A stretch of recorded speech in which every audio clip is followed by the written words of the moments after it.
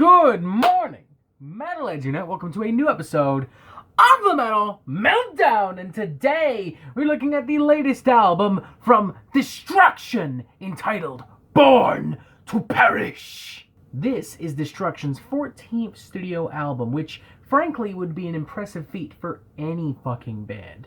But it's particularly impressive for Destruction for a number of reasons. One being the obvious fact that they're not exactly a household name, even in the world of heavy metal. I mean, sure, they're definitely popular in the world of underground thrash metal. They're even considered forerunners and pioneers of the German Teutonic thrash metal scene. But they still don't exactly have the commercial success of Metallica or the widespread appeal of Slayer. They just don't. It's that simple. And it's even more impressive when you account for the fact that for most of the 1990s, they weren't signed to a record label at all. And they just worked their fucking asses off to keep making music and keep making shit happen. In a period where most heavy metal and thrash metal bands were either splitting up or changing their style completely, it's insanely impressive for Destruction to not be signed to a major label, make no changes to their sound whatsoever, and remain a pretty steady, consistent, and reliable force.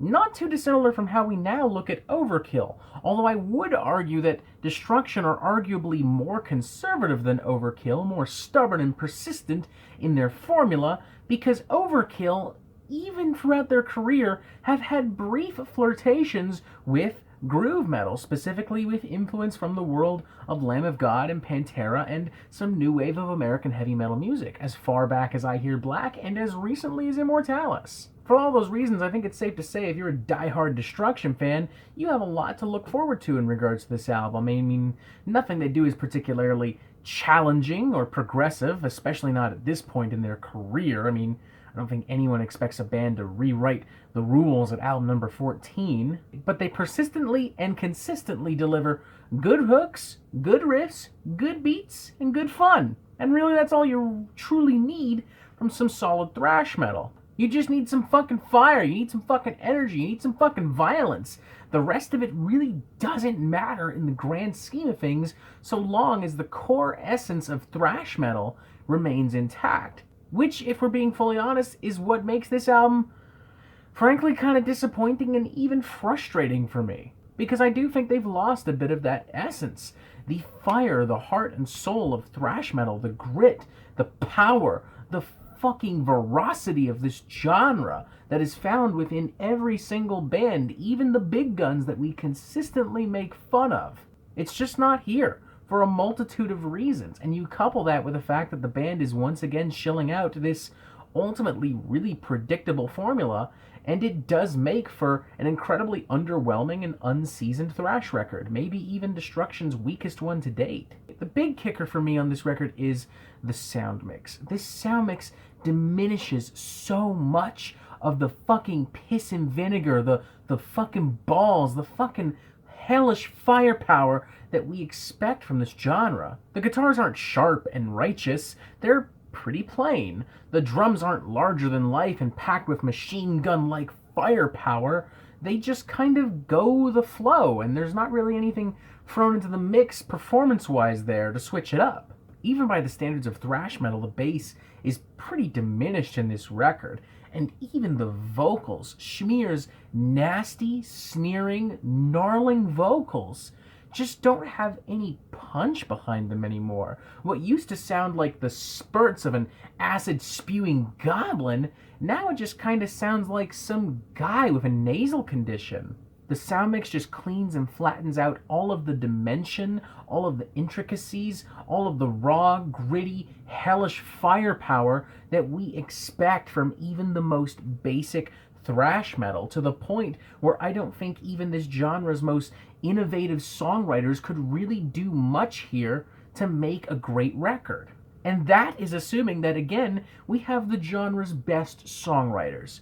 We don't. We have Destruction, who, as we've already noted, are not known for making particularly progressive or challenging material. Much like a lot of older thrash metal bands, they follow an extremely strict formula.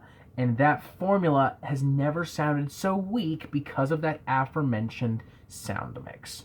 A lot of the songs bleed together into a non-stop, unseasoned assault of thrash stereotypes and cliches, and even the best songs on this record don't do enough to stand out and deliver really great moments. Take, for instance, title track Born to Perish, which opens on an appropriate, if perhaps stereotypical kind of thrash metal mayhem, but ultimately plays things really safe musically and even safer lyrically, as the band attempts to throw in some political ideologies into the mix, but ultimately is kind of vague about these political ideologies, taking an almost straight, dead middle centrist position. Particularly odd when I've never known Destruction to be a particularly centrist kind of band. A lot of tracks like Betrayal and Ratcatcher kind of all move at the same pace and feel very monotonous and repetitive, and as a result kind of bleed together into some repetitive thrash metal conglomerate, never really offering anything that exciting or invigorating. There are some more inspired and successful moments to be found on the record. Take, for instance, Butchered for Life, which does a great job at breaking the flow established by the first 6 tracks of repetitive sonic thrash stupidity. Not by doing a whole lot, mind you, but just by introducing enough new sounds and ideas to switch things up. It's got some influence from like 80s ballads, and it feels a little bit more dramatic and climactic. I think a track like Fatal Flight 17 is also pretty solid. It takes a lot of what Born to Perish tried to do and makes it more ferocious and gives it a bit of more of a real world edge by actually talking about something real that happened in the world, specifically talking about the Malaysian airline flight shot down by the Ukraine government in 2014.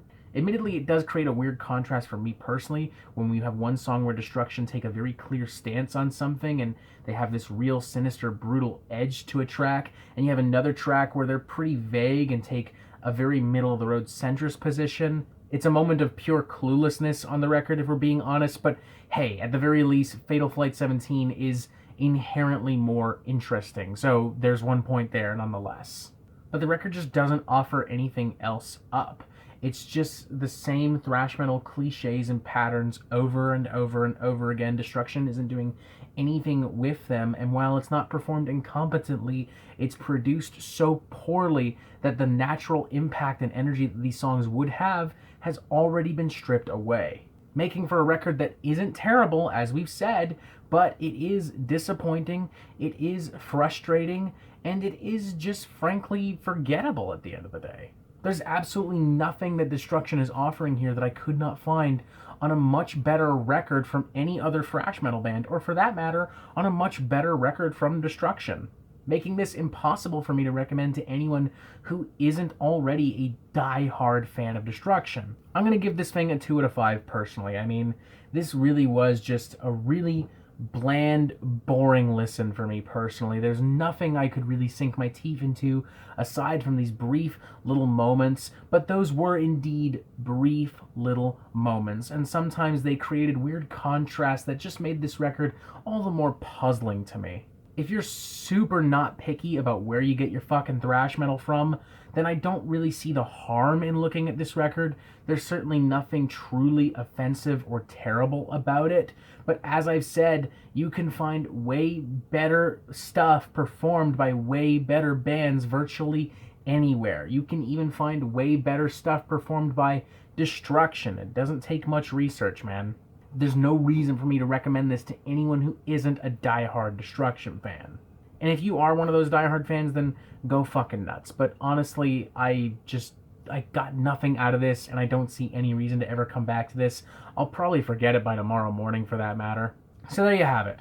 Born to Perish, a somewhat competent thrash album at the very core that is weakened by a lack of attitude, a lack of great ideas, and a horrible sound mix that strips away all of the nasty bits and pieces that we love and expect from good thrash metal. 2 out of 5.